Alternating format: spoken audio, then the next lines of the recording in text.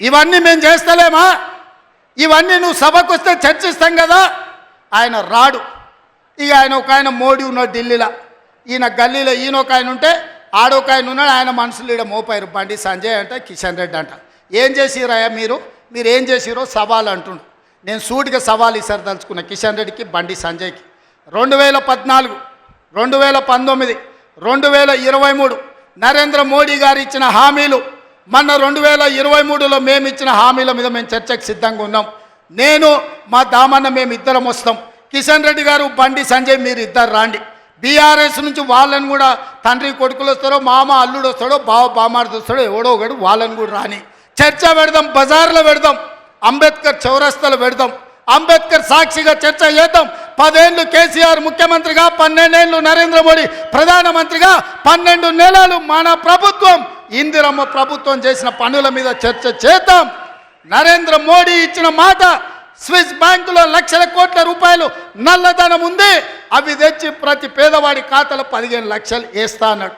ఒక్క పేదోని ఖాతాలన్నా మోడీ 15 పైసలు వేసినాడే? వేసిండా? ఒక్క రూపాయి నల్లధనం తేలే. కానీ నల్లధనం ఉన్నోళ్ళు దేశం విడిచి పారిపోయినారు.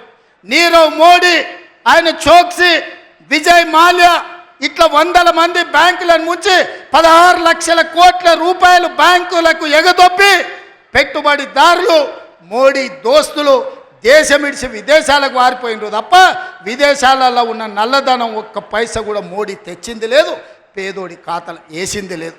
రైతుల ఆదాయం 2 చేస్తా అన్నాడు.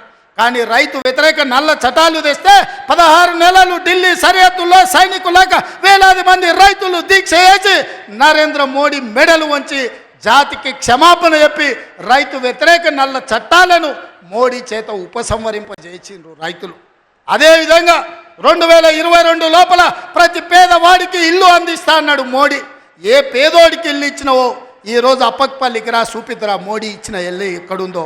నేను అడుగుతున్నా, నారాయణపేటకు రా, మోడీ ఇచ్చిన ఇల్లు ఎక్కడున్నాయో నువ్వు చూపిద్దురా. సంవత్సరానికి 2 కోట్ల ఉద్యోగాలు ఇస్తున్నాడు. 12 ఏళ్ళు అయింది, 24 కోట్ల ఉద్యోగాలు రావాలి. ఆ లెక్కన ఒక తెలంగాణకే 1 కోటి ఉద్యోగాలు రావాలి. ఎవరికి వచ్చినాయో ఉద్యోగాలు? ఓ కిషన్ రెడ్డికి, ఓ బండి సంజయ్కి, 2 ఉద్యోగాలు వచ్చినాయి. తెలంగాణలో ఎవరైనా మోడీ ఉద్యోగం ఇచ్చిండా? ఎవరికి ఉద్యోగాలు ఇచ్చిండో మోడీ వచ్చి చూపియాలి లెక్క. నేను ఇచ్చిన 55,000 మందికి మొదటి సంవత్సరంలో ఉద్యోగాలు తలకాయ లెక్క పెడితే ఎల్బీ స్టేడియం రా, ఒక్కొక్కరిని లెక్క పెట్టి పేరు రాసుకొని ఏ ప్రభుత్వ ఉద్యోగం ఇచ్చినో లెక్కలు చెప్తా. మోడీ గారు, నీ బంట్లను పంపిస్తావో, నీ బంట్రోతులను పంపిస్తావో నువ్వు పంపించు, లెక్క పెట్టి చూపించే బాధ్యత నాది.